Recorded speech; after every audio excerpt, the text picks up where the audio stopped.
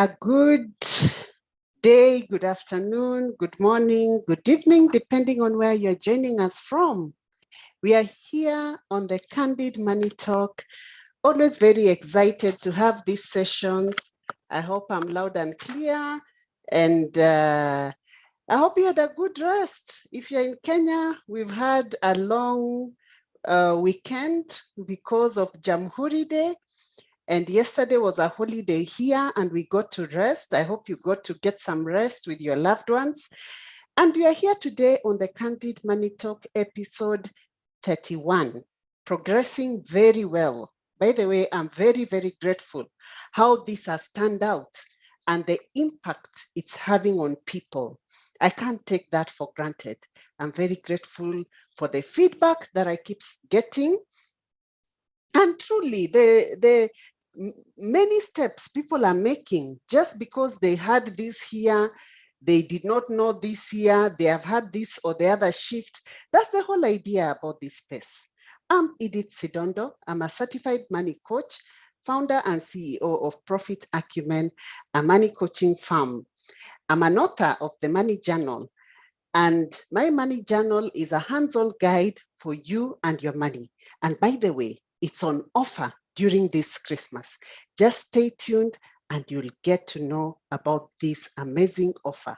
It's your time to invest in my Money Journal and also get one for your loved one. So today, our topic for episode 31 is how do I gain control over my money? It's a question I keep hearing and I keep getting asked. And I said, okay, fine. Let me answer it in this forum because it's a concern for many people. And you may be asking yourself that same question right now. Now that we are in the month of December, it's a month of gifting and it's a month of sharing love and affection and gratitude. A lot of good things should take place in this month. And it's a month of bonuses. It's a month when some organizations may gift you with bonuses and you get to share this with your loved ones. And you may find that despite that bonus or getting some gifts here and there, your money situation does not change. If you are like many people, you're probably still feeling stuck.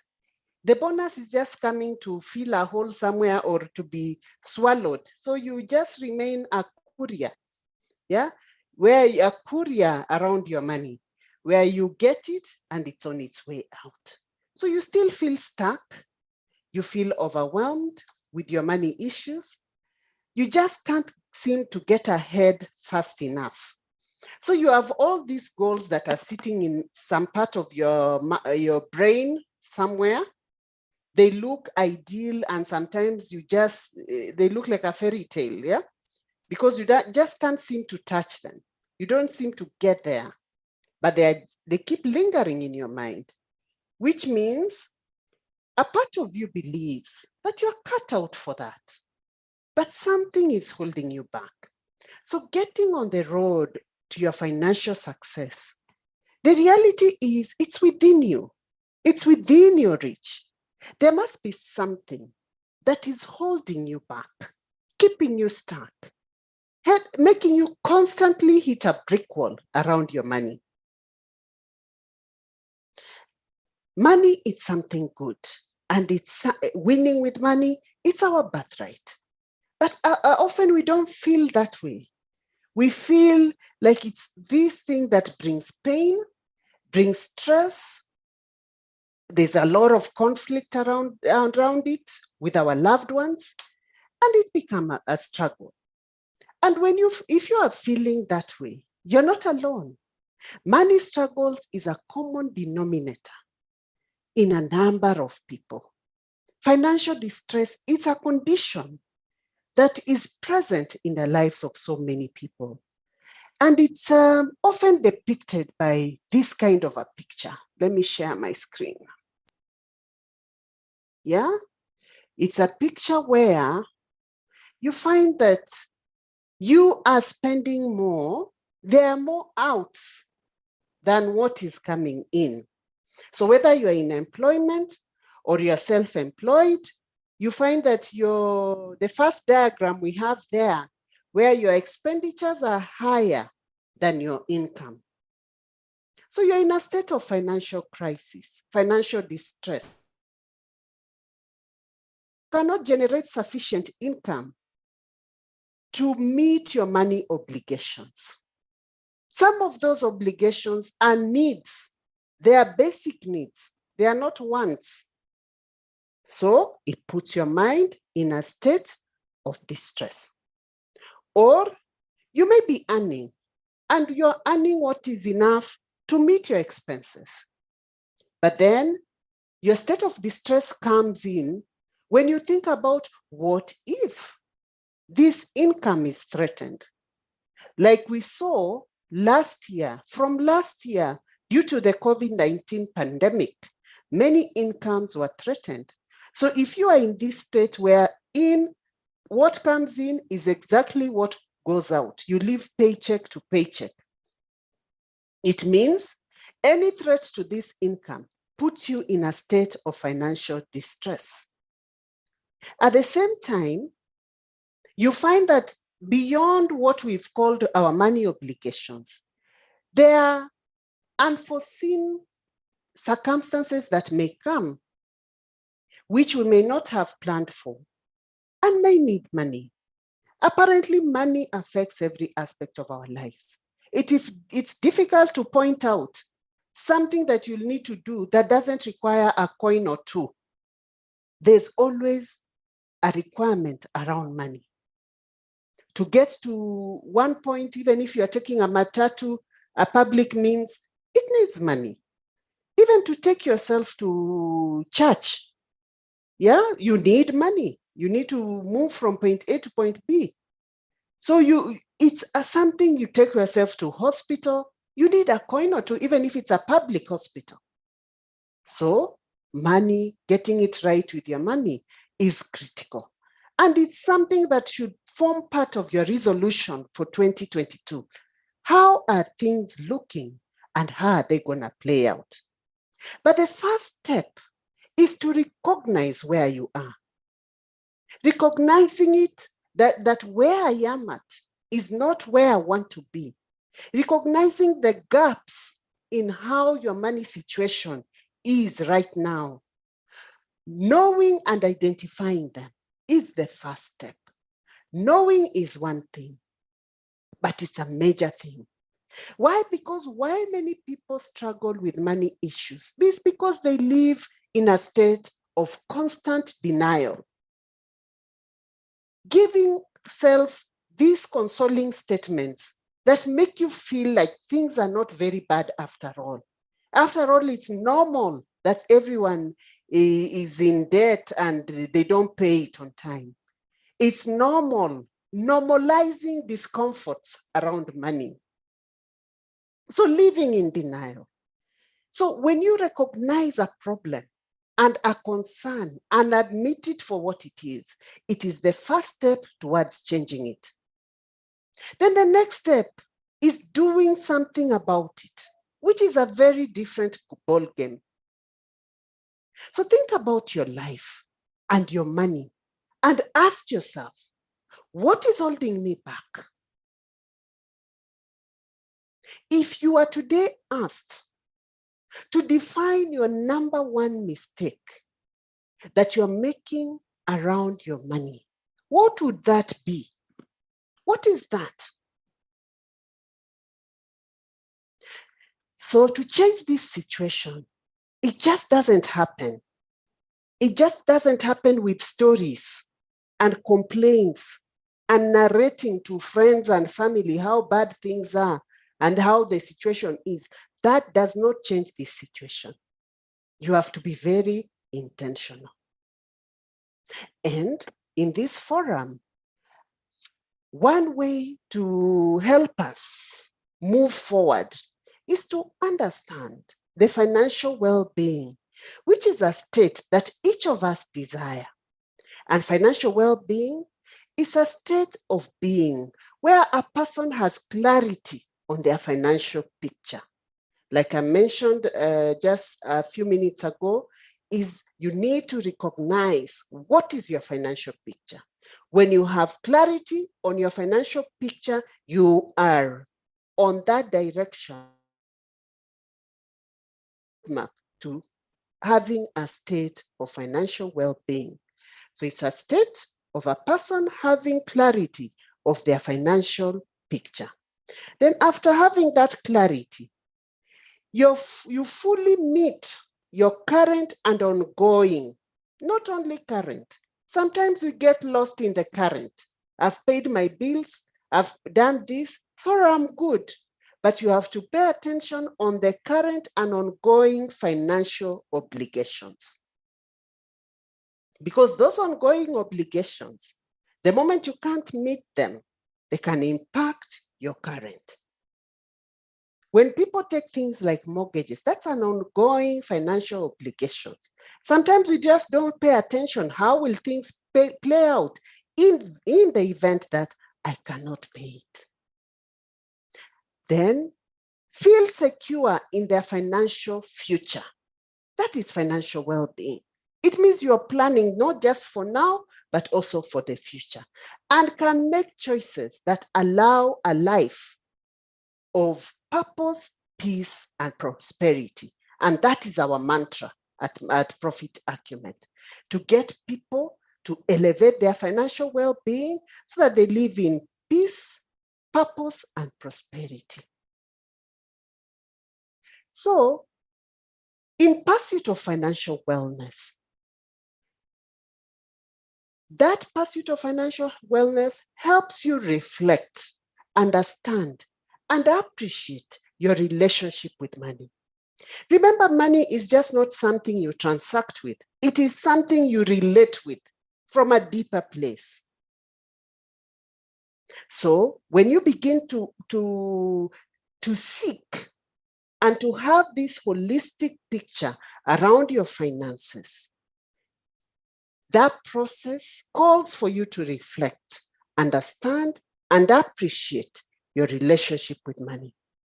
You find that as humans, as adults, we spend a major part of our waking hours, when we are awake, doing things to earn money. So much so that making a living defines who we are. We go through life making decisions about money without giving much consideration on how they all add up. How does everything around me, around my money, how do they add up? How are they connected to my desired lifestyle? And you find that as we progress career-wise, you realize that just earning more money does not deliver a long-term good feeling, that good effect, that overall feel-good effect just doesn't come from earning money. Why? Because we do not connect this item called money to every other facet of our lives. So concerns around money start becoming a source of worry, a source of pain, a source of stress, a source of conflict. And these money worries impact our mood, our health, our relationship, our work performance. So financial well-being is about looking beyond earning and spending money and moves to how money issues interact with other parts of our lives and behavior. So that wholesome being connected with money. So pursuit of money in isolation, it leads to loss of meaning and purpose. We all have an inherent need to improve our relationship with money for a life of purpose, peace, as we prosper. So that is what this idea of financial well-being addresses: meaningful relationship between money and you as an individual. And how do we address this? Through these 5 pillars that you can see on the screen. And all these pillars, each of them is important in its own right and equally needs the active support of all the other 4 pillars to develop a solid base for your overall financial well-being. And in the next 6 episodes, including today's, I'll address these 5 pillars of financial well-being to help you gain control over your money.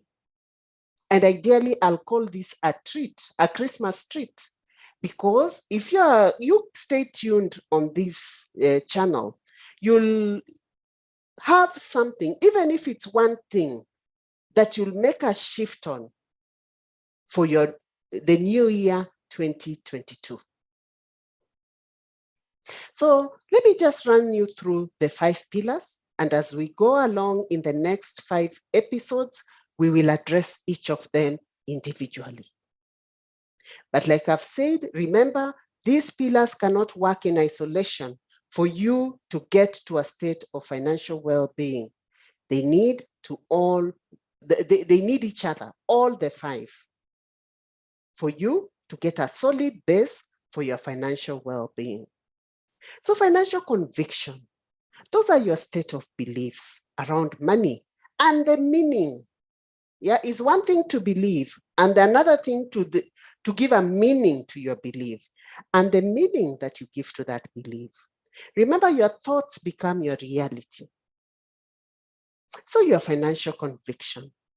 Then your financial conscious. That is to be present, a sense of cognition and awareness on your money choices and patterns. So remember, wealth, however much money you make, without consciousness is but another state of poverty. And this kind of poverty, apparently, is often overlooked because it is invisible on the outside. The world is made to judge us with the material, what I can see, what I can hear, yeah, what the world sees. But on the inside, without consciousness around wealth, it's a state of poverty. Then we have financial competence, your level of literacy, knowledge, and skill around your money. And not just literacy, knowledge, and skill, and your follow-through on those knowledge, the knowledge that you have, the skill and literacy that you have, the action that you take around your money. You can save years of time by simply learning the pitfalls to avoid and the shortcuts to experiencing lasting success. And I must say, for me, this is something that has saved me a lot, elevating my level of literacy, knowledge, and skill around my money. Then financial conduct, behavior around money, that conflicting messaging around between your head and your heart on how you behave and act around your money. And lastly, financial contentment, your level of satisfaction and the sense of fulfillment with the actions that you take around your money. That 360 degrees of getting satisfaction, not only with the action and the consequences that come out of those actions. So stay tuned. Let's move with you during this Christmas season on these 5 pillars of financial well-being. Great. So with that, I'll want us to move to a few announcements. I hope that was a good introduction of what we are going to cover for the next 5 episodes to help gain control over your money. I talked about the Christmas value pack with my money journal to help you elevate your financial well-being. So gift yourself and gift someone else by getting 2 copies of my money journal. My money journal, by the way, it's a very useful tool. It's a hands-on guide for you and your money. And some of the lessons and the programs that I teach in the money coaching, the Profit Acumen Academy, are borrowed from this money journal. Yeah. Like today, this morning, I had a client and we're looking at a topic on planning for your life. And we actually opened page 215 of my money journal and went through it using this money journal. This journal is a guided way of journaling around your money. And you have notes, you have guided notes on what to do, and free pages for you to journalize. And with that, you begin to find a lot of perspective and clarity on how to deal with money, especially on the 5 areas you need to thrive on your money dynamics. Remember, this offer is valid for a very short time. By 31st December, it closes. And even when the stocks, there are certain stocks that we've set aside for this offer. When they run out, we close the offer. So grab your Christmas value pack. Then the Money Coaching Hub. I'm always very excited with our Money Coaching Hub, a online collaborative learning space for professional women, both employed and in business. And in this space, we tackle matters money. We go right head on and we really push ourselves to make shifts. It's not a space of gathering knowledge. If you're looking for gathering knowledge and writing notes, this is not your space. The space is for moving the knowledge into action so that it has a very tangible impact on your day-to-day life, on how you're dealing with your money. I'm excited with the topic for Q1 2022, attract your desired income. Who wouldn't want to attract their desired income? That's what we are covering for the next 3 months. We meet once a month on the first Friday of the month. And on that first Friday of the month, within the money theme of the quarter, there is a topic that we cover. So take your subscription and join the Money Coaching Hub. Choose to be intentional on how you want 2022 to turn out around your money. Then remember to grab your gift, a simple start guide to elevate your financial well-being. It's an ebook. So there is a link that will be posted on this video, either on top or below, depending on the social media channel you're joining us from. Please grab a copy of your ebook and begin your journey to change things. Always delighted to be here with you, always very excited. And I'm glad I've had this chance to pour my heart to you. And I do look forward to episode 32. Bye for now.